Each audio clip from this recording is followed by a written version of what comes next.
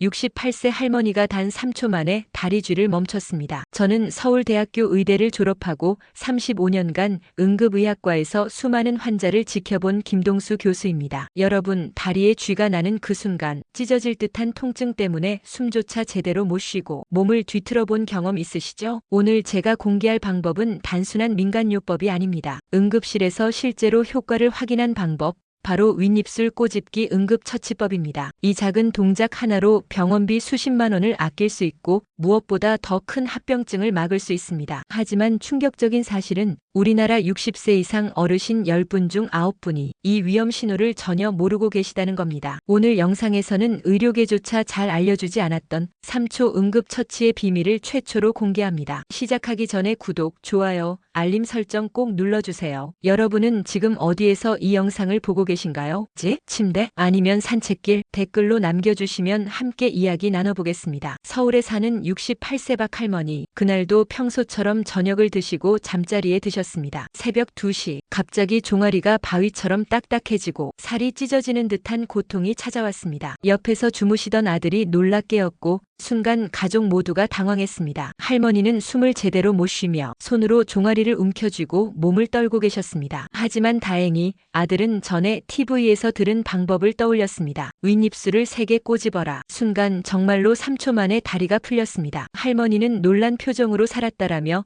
안도의 한숨을 내쉬셨습니다. 반대로 72세 김어르신의 경우는 달랐습니다. 평소에도 다리에 쥐가 자주 왔지만 나이 탓이겠지라며 대수롭지 않게 넘기셨습니다. 하지만 통증이 점점 잦아지고 어느 날 다리가 붓기 시작했습니다. 결국 병원에 갔을 땐 이미 혈전이 진행되어 큰 수술까지 받아야 했습니다. 작은 신호를 무시한 대가가 얼마나 큰지 보여주는 사례죠. 여러분, 다리쥐를 절대 가볍게 보시면 안 됩니다. 그럼 다리쥐는 왜 생기는 걸까요? 첫째, 과도한 근육 사용입니다. 등산을 오래 하거나 장시간 서서 일하면 다리에 무리가 쌓여 쥐가 납니다. 특히 60대 이상에서는 근육 회복이 늦기 때문에 더 자주 발생합니다. 둘째, 수분과 전해질 부족입니다. 여름철 장날 다녀온 뒤 땀을 많이 흘리셨을 때 또는 물은 마셨지만 나트륨이나 칼륨 같은 전해질을 보충하지 않으면 쥐가 잘 생깁니다. 셋째, 혈액순환 장애입니다. 오래 앉아서 TV를 보거나 다리를 꼬고 있으면 혈액이 원활하게 흐르지 않아 경련이 생길 수 있습니다. 당뇨, 고혈압 환자분들에게 특히 흔합니다. 넷째, 약물 부작용. 고혈압약, 이뇨제를 드시는 분들 중 일부에서 칼륨 부족이 생겨 다리에 쥐가 잦습니다. 다섯째, 수면 자세 문제. 무릎을 구부린 채 오래 주무시거나 다리를 꼬고 주무실 때 쥐가 잘 옵니다. 여섯째, 노화입니다. 나이가 들면 근육과 신경이 약해지고 조금의 자극에도 쉽게 경련이 발생합니다. 이처럼 원인은 다양하지만 생활 속 작은 관리만으로도 예방할 수 있습니다. 그런데 여러분, 여기서 가장 중요한 부분, 이럴 때는 반드시 병원에 가셔야 합니다. 첫째, 쥐가 풀리지 않고 다리가 붓는다면 혈전일 수 있습니다. 둘째, 쥐가 풀린 뒤에도 통증이 오래 간다면 근육이나 신경 손상입니다. 셋째, 다리가 차갑고 창백하다면 급성 동맥 폐색입니다. 넷째, 쥐와 함께 가슴 통증,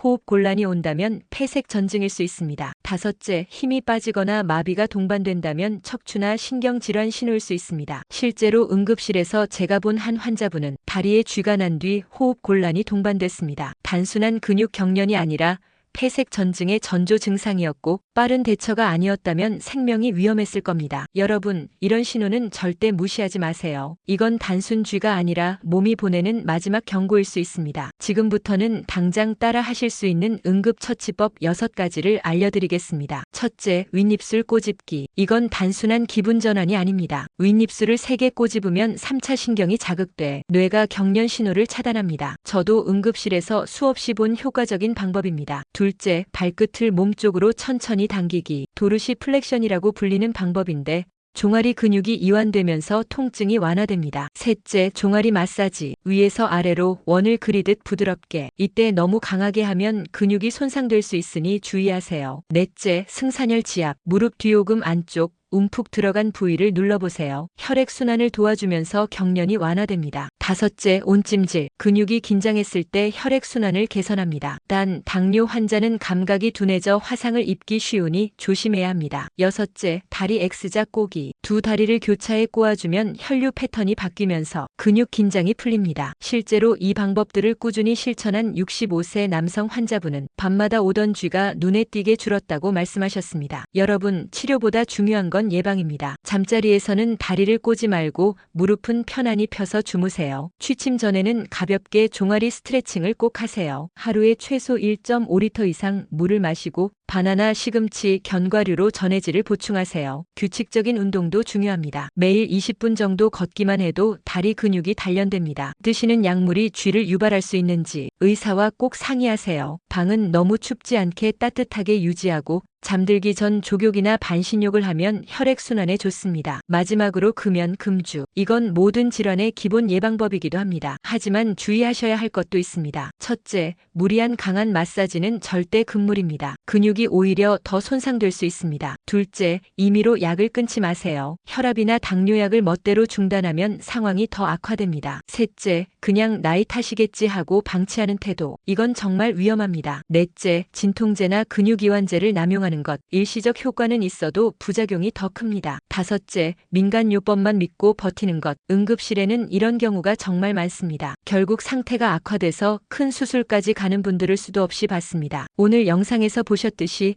68세 할머니의 작은 대처 하나가 큰 고통과 위험을 막아냈습니다. 다리쥐는 단순한 경련이 아닙니다. 때로는 우리 몸이 보내는 마지막 경고입니다. 꼭 기억하세요. 윗입술 꼬집기 3초 응급처치. 예방은 스트레칭과 수분 섭취. 위험 신호는 반드시 병원. 여러분의 작은 실천이 여러분 자신은 물론 사랑하는 가족의 생명을 지킬 수 있습니다. 이 영상이 도움이 되셨다면 구독과 좋아요, 알림 설정 눌러주세요. 여러분의 작은 클릭 하나가 누군가의 생명을 구할 수 있습니다. 그리고 여러분은 다리에 쥐가 났을 때 어떻게 대처하셨나요? 여러분의 경험을 댓글로 남겨주세요. 가족과 지인에게 이 영상을 공유해 주신다면 또 한 분의 소중한 생명을 지킬 수 있습니다. 감사합니다. 고맙습니다. 좋은 하루 되세요.